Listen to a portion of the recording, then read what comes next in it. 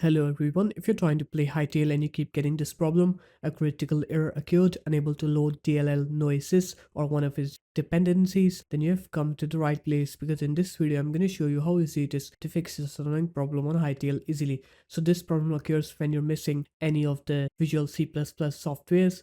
So just open up your web browser and then search for Visual C++ AIO. Now you're going to go into this Tech Power link. Click download on here, click onto any server, start downloading this Visual C++ software.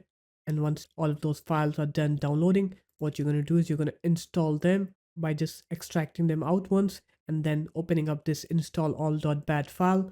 Once you're done with that, now you're going to go ahead and restart your computer. And once you're done with the restart, now when you try to play Hytale, you'll see that your game will now load correctly. You will not get that Noesis error anymore. So there it is guys, that's how easy it was. If you guys found this video helpful, make sure to leave a like, comment and subscribe to the channel, and I'll see you in my next video. Peace.